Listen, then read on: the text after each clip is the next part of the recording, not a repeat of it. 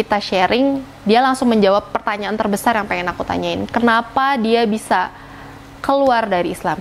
Jadi dia menjawab, "Selamat datang di kanal YouTube kami. Semoga video kali ini bisa mengisi relung hati kamu. Jika konten ini bermanfaat, silakan subscribe dan share agar menjadi amal jariah untuk kamu. Jika ragu, tonton sampai habis dulu agar kamu yakin dengan keputusanmu. Langsung saja tonton videonya." Video dari kanal YouTube Ngaji Cerdas kali ini melanjutkan video kami sebelumnya. Link part 1 kita cantumkan di deskripsi atau bisa klik di akhir video. Selama 3 minggu setelah syahadat dengan Ustadz Hanan At-Taqi, Allah memberi Salma keberanian untuk berbicara dengan orang tuanya tentang keputusannya untuk menjadi seorang mu'alaf. Meskipun awalnya ragu dan takut, ia merasa bahwa keberanian itu datang dari Allah. qadarullah, cuman butuh 3 minggu Allah kasih aku keberanian untuk ngomong sama orang tua aku, untuk jujur bahwa aku sudah muslim. Wallahi, kalau disuruh ngulangin momen itu lagi, aku gak akan mau, aku gak akan berani. Karena bener-bener kalau ditanya, kok bisa sih? Karena beberapa mualaf yang sampai saat ini masih nyembunyiin keislamannya, sering nanya sama aku, gimana sih caranya terbuka, gimana sih waktu ngomong sama orang tua? Gimana sih caranya berani ngomong sama orang tua? Serius teman-teman, itu bukan datang dari kita. Rasa keberanian itu benar-benar datangnya dari Allah dan nggak bisa dijelasin kenapanya. Jadi nggak bisa dijelasin kenapa bisa tiba-tiba berani. Apa malamnya abis nonton film action kah? Atau abis ngedenger cerita tentang mualaf kah? Atau apa? Nggak ada, literally nggak ada. Tiba-tiba bangun tidur tuh punya keberanian untuk ngomong sama orang tua, untuk terbuka bahwa aku sudah muslim dan aku memilih Allah sebagai Tuhanku. Jadi ya kalau ditanya gimana caranya, ikutin aja kata hati. Di saat kamu merasa berani untuk ngomong, please ikutin rasa itu, bismillah ngomong. Jangan ditahan-tahan. Gitu. Karena itu mungkin salah satu bantuan dari Allah ngasih kita rasa berani dalam diri kita. Terus aku bilang sama mamaku, harusnya hari Kamis, tapi qadarullah ada satu dan lain hal akhirnya kepending sampai hari Jumat. Jadi di hari Jumat itu juga hari pertama aku memberanikan diri pakai jilbab, pakai khimar ke kantor aku. Jadi aku di hari itu membuka identitasku sebagai Islam ke kantor aku. Pun malamnya aku ngaku sama mamaku bahwa aku sudah muslim. Tapi ada triknya teman-teman. Jadi waktu itu aku ngetriknya, aku mau ngaku Islam ke mamaku dulu, biarin mamaku marah, ngamuk-ngamuk. Kalau mamaku udah mulai tenang, baru aku bilang ke papaku. Jadi kena serangannya nggak 2 kali gitu. Tapi qadarullahnya saya lupa bahwa mereka suami istri. Jadi saya bilang ke mama, malamnya, besokannya mama bilang ke papa. Jadi ya udah sama aja, kena dua-duanya gitu. Aku bilang ke mama, ya kalau ditanya reaksi mama kayak gimana, bayangin aja deh teman-teman, pindah agama, nauzubillah, terus ngaku sama orang tua. Dan kondisinya di keluarga besar, di silsilah tuh belum pernah ada yang menggenggam agama itu. Dan memang agama itu tuh yang paling di anti dari keluarga besar mama ataupun papa. Jadi kan lumayan ya.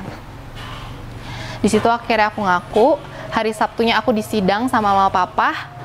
Ahadnya mama ngundang seorang pendeta suami istri dari gereja aku yang notabene dulunya muslim, terus dia memilih Nasrani dan menjadi pendeta, suami istri gitu. Jadi ahad itu aku diketemuin sama dia, tapi mamaku bilang, ya udah besok kamu ketemu sama pendeta, ini pendeta udah paham sama Al-Quran dan dia memilih Alkitab gitu. Aku deg-degan dong, ya Allah gimana nih, aku Al-Fatihah aja belum hafal, artinya baca Al-Quran apalagi. Yang aku khawatirin, kalau misalnya pendeta ini ngomongin kecacatan Al-Quran, itu otomatis aku pasti goyang gitu.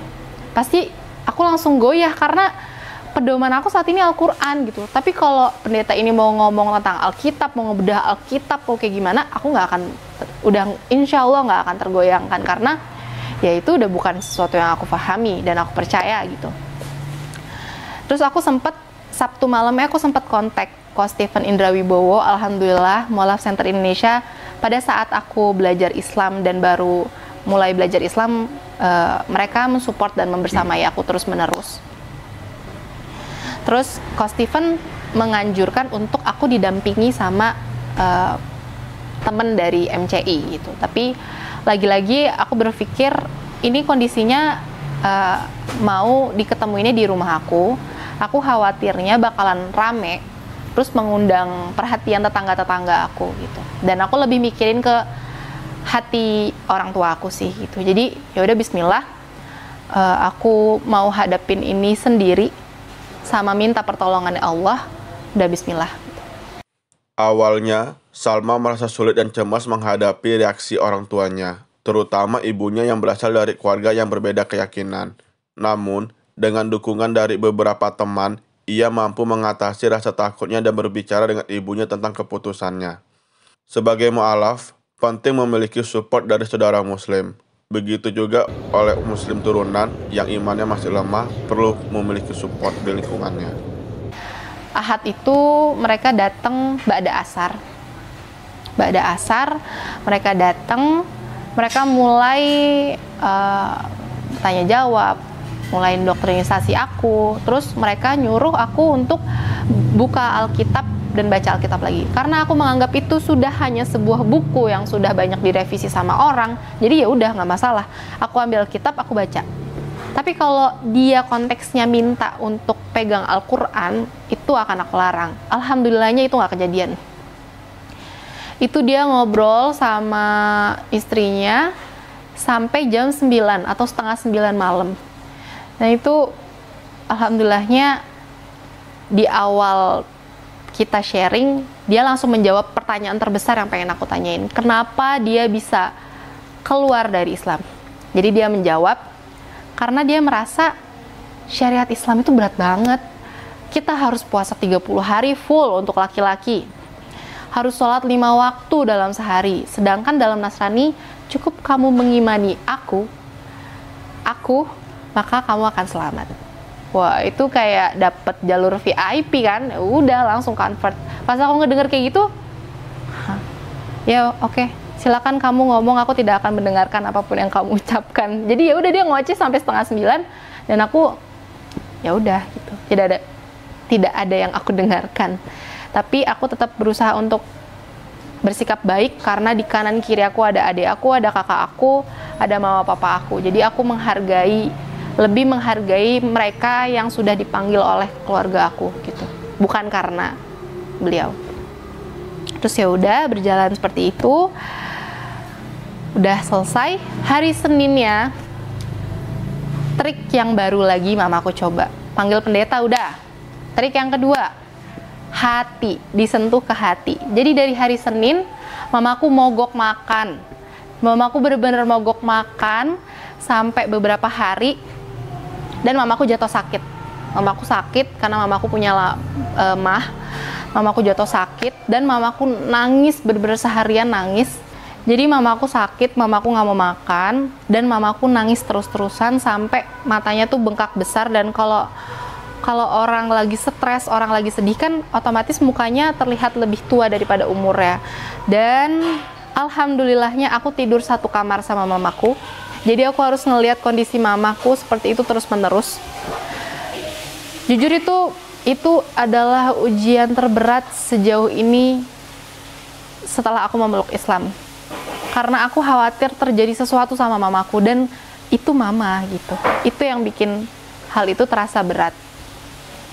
Udah masuk hari keberapa, tadinya papaku ya marah, tapi belum ekstrim sampai pada akhirnya aku baru pulang kerja, aku bawain makanan-makanan kesukaan mama, aku bawain bakso, aku bawain soto Bogor, aku bawain pokoknya makanan-makanan kesukaan mamaku, tapi mamaku nggak mau, bener-bener nggak mau, dia mogok makan, nangis, stres, hancur ya.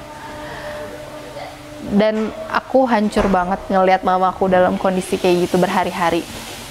Terus setelah itu aku pulang kerja, papaku bilang sama aku, kamu sayang gak sih sama mama? Di situ kondisinya di hari-hari itu aku lagi berjuang untuk menguatkan hati aku gitu untuk melihat kondisi mamaku sembari menguatkan diri bahwa nggak akan terjadi apa-apa sama mama. Allah tuh baik banget sama kamu, jadi so please jangan ragu sama skenario yang ini gitu. Papa nanya kayak gitu, terus papa bilang udahlah jangan kayak gini gitu, biasa-biasa aja kalau hidup gitu. Ikutin apapun yang mama kamu minta kalau kamu sayang sama mama kamu.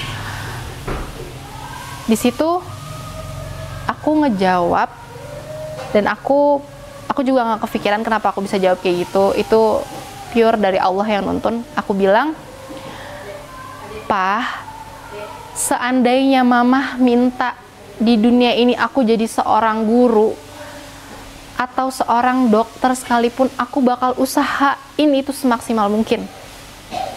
Tapi kalau untuk surgaku, untuk keyakinan aku, kali ini aku nggak bisa ikutin apa mau mama." Papaku langsung diem di situ. Dari situ aku mulai khawatir karena mamaku udah semakin lemah, kesehatannya terus menerus, gak mau dibawa ke dokter. Aku udah mulai udah ya gitu. Apa baiknya aku berbakti aja ya sama orang tua aku gitu. Aku takut nyawa ancamannya. Terus kadarullah, aku tiba-tiba lupa, aku dengar dari temen aku atau aku baca. Jadi waktu itu aku dengar kisah sahabat tentang Sa'ad bin Abi Waqqas yang setelah memeluk agama Islam gak lama ibunya juga melakukan mogok makan. Wah, di situ aku berasa kayak aku udah mau nyerah, bener-bener udah kayak nggak ada pilihan lain, aku harus ngikutin mau mama. Pas aku baca cerita itu, aku kayak dikasih kekuatan sama Allah bahwa tenang, nggak akan terjadi apapun sama mama kamu dan ini akan lewat. Mamaku mulai mamaku mulai merayu aku untuk kembali dengan metode ya ditegor gitu, dengan intensitas yang cukup lama, dengan segala emosinya, segala kekecewaan ditumpah ruahkan, dan itu berlangsung 1,5 tahun mungkin gitu. Jadi aku tuh bilangnya sidang. Kalau mamaku datang ke aku ngajakin ngobrol terus ya udah kayak gitu, itu aku nyebutnya sidang. Jadi dalam seminggu itu mungkin 2 hari sekali atau 3 hari sekali itu sidang itu pasti ada. Dan Coach Steven atau teman-teman MC itu ngajarin aku jangan pernah ngedebat, jangan pernah ngejawab apapun, sekalipun mama atau papa kamu maki-maki Islam, maki-maki Nabi Muhammad, maki-maki Allah, biarin aja. Karena kondisinya dia nggak tahu. Jangan ngeluarin dalil, apalagi berusaha untuk memahamkan apa yang kamu pahami. Karena itu akan mental. Jadi kamu cukup diem, minta maaf, dan jawab kalau kamu ditanya. Jadi setiap Ahad pagi itu biasanya antara aku pergi olahraga, kabur, atau aku tidur, pura-pura tidur sepulus-pulusnya gitu. Aku tidur, terus tiba-tiba mamaku duduk di kasur aku, terus mamaku ngebangunin aku dan mamaku bilang, "Ci, ternyata kamu udah gede ya," gitu. "Maafin mama, dan mama terima keputusan kamu." Itu aku langsung duduk, aku kayak, gitu. Ini mimpi atau bukan sih gitu? Ini aku masih tidur apa beneran? Karena kondisinya hari Jumat aku masih kena sidang gitu. Kenapa Jumat, Sabtu, Ahad? Cepet banget waktunya dan aku nggak habis ngapa-ngapain, aku nggak habis nyuci genteng atau apa gitu, nggak ngelakuin apa-apa. Kenapa tiba-tiba kayak gitu? Terus mamaku minta maaf, mamaku meluk aku nangis, mamaku nangis, terus mamaku bilang, "Ya udah, mama pergi gereja dulu ya." Oh enggak, mamaku bilang, "Ya udah, mama pergi ibadah dulu ya." Terus mamaku keluar. Terus mamaku pergi, aku langsung sujud, aku nangis sejadi-jadinya. Kayak Allah ya gitu. Yang muqallibal qulub itu udah hands up deh, udah bener-bener nggak ada obatnya, nggak. Kalau ditanya gimana caranya, gak tahu. Aku nggak habis nyuci genteng. Ingat teman-teman, aku nggak habis ngapa-ngapain. Jadi kalau ditanya gimana caranya, aku juga nggak ngerti. Setelah memeluk Islam, Salma menghadapi tantangan dalam menjalankan ibadah dengan tenang di rumah. Ia merahasiakan praktik-praktik keagamaannya dari keluarga karena takut menyakiti perasaan mereka. Namun, dia terus berusaha menghadapi situasi ini dengan penuh kesabaran dan keyakinan. Pada bulan Ramadan tahun berikutnya, Salma akhirnya dapat merayakan puasa dengan sepenuh hati, termasuk melaksanakan ibadah tarawih di rumahnya sendiri dengan fasilitas yang dibuat oleh orang tuanya sebagai hadiah untuknya. Ia merasa bersyukur atas dukungan dan keringanan yang diberikan oleh Allah dalam perjalanan menjadi seorang muslim. Ya udah. Terus 2020 ini termasuk hadiah terbesar yang lagi-lagi bikin aku meleleh banget sama kebaikannya Allah. 2020 awal mula corona. Awal mulai COVID-19. Mulai mendekati bulan Ramadan aku galau.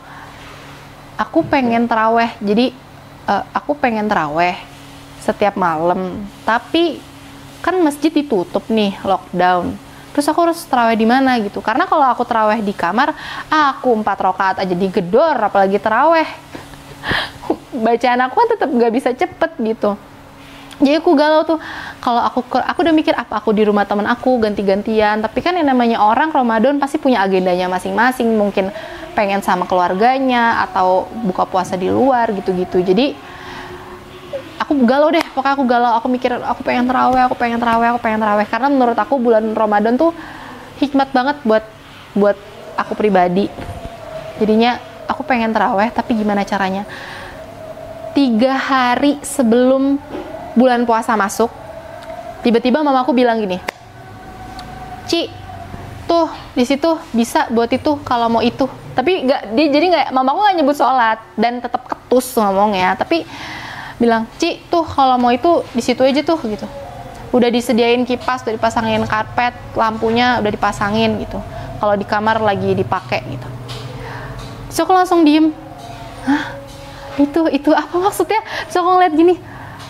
Jadi di rumah aku di depan toilet persis tuh ada gudang, terus di depan gudangnya tuh ada space lantai lurus gini, ya 2 lantai, pokoknya pas banget buat orang sholat 1 orang, dan alhamdulillahnya itu pas banget arahnya ngadep ke arah kiblat. Kalau kiblatnya miring, nggak tahu deh tuh bagaimana posisinya, karena lantai 2 biji, terus sananya semen, jadi belum di lantai gitu, jadi agak kotor. Di situ, terus mamaku pasangin karpet, entah mama entah papa aku juga nggak tahu, dipasangin karpet, dipasangin kipas angin, dipasangin lampu, dan yang lebih spesialnya lagi dipasangin tirai warna hijau di sampingnya, karena itu langsung ngadep ke dapur. Jadi kalau ada yang lagi aktivitas di dapur, ditutup tirainya itu nggak kelihatan kalau aku lagi sholat di dalamnya gitu. Aku nyebutnya itu mihrab. Dan kalau teman-teman tahu, mihrab itu salah satu doa yang aku terus lambungkan sama Allah, dan aku mikirnya mungkin aku akan punya mihrab nanti kalau aku udah menikah, dan aku bakal buat mihrab di rumah aku atau di kontrakan aku sama suami aku gitu. Dan ya entah itu kapan gitu, karena menurut aku bisa sholat dengan nikmat, dengan khusyuk, itu tuh sebuah hal yang udah paling nikmat. Bisa sholat pakai sajadah, bisa pakai mukena yang rapi, nggak buru-buru, itu udah nikmat banget. Makanya aku bermimpi aku pengen punya mihrab gitu, entah kapan itu. Alhamdulillah 3 hari sebelum bulan puasa Allah buatin mihrab itu di rumah aku, dan dibuatin sama kedua orang tua aku. Masya Allah. Itu aku meleleh banget, bener-bener meleleh. Aku pengen nangis banget. Aku langsung pakai buat sholat, dan setiap kali aku sholat itu aku pasti nangis, karena ini tuh wujud kasih sayangnya Allah yang udah nggak bisa diragukan lagi. Udah nggak ada hal yang benar-benar mustahil buat Allah. Itu benar-benar mudah banget, entah gimana caranya. Terus ya udah, dari situ aku mulai pelan-pelan menunjukkan aktivitas Islam sama mama papa, tapi pelan-pelan. Kayak aku tadinya nggak bisa sahur.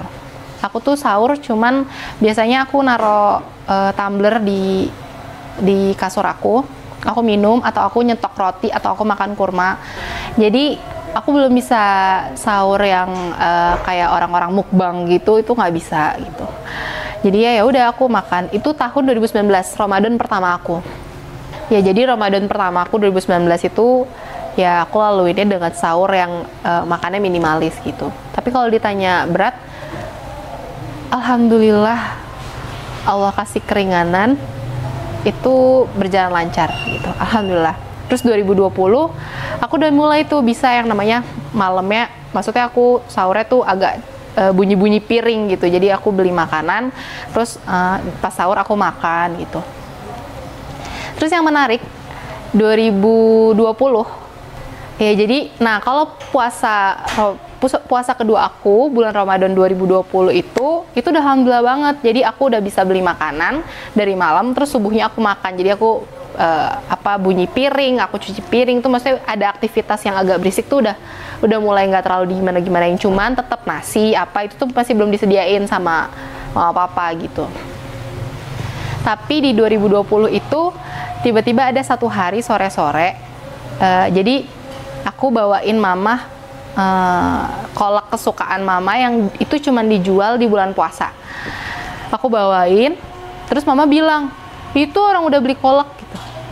Maksudnya tuh mamaku udah beliin aku bukaan buat aku buka, udah beliin aku kolak. Di situ aku langsung meleleh banget kayak, oh masya Allah, aku dibeliin takjil sama mamaku 2020 gitu.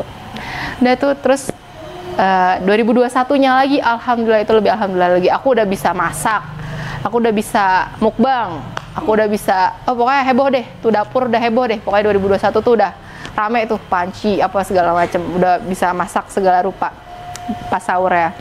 Dan 2021 mama papaku udah selalu menyisakan satu porsi nasi di Magicom buat aku gitu. Yang biasanya itu pasti dihabisin itu pasti disisain sama aku. Bahkan ada satu momen papaku mau makan malam, terus aku lagi di meja makan, terus papaku ngeliat di Magic Jar sisa satu porsi nasi, terus papaku bilang makan mie aja deh gitu. Terus aku bilang nggak apa-apa papa, makan nasi aja gitu. Enggak, itu buat kamu sahur. Aku langsung Insya Allah gitu, udah sampai dipikirin segitunya gitu. Aku saat ini alhamdulillah berada dalam komunitas Sister Filah Mualafah. Teman-teman kalau mau follow bisa Instagramnya di @sisterfilah_mualafah. Di situ kita kumpul bareng-bareng sama teman-teman mualafah. Tapi sorry guys, ini akhwat only ya. Jadi untuk bapak-bapak mohon mencari regunya masing-masing.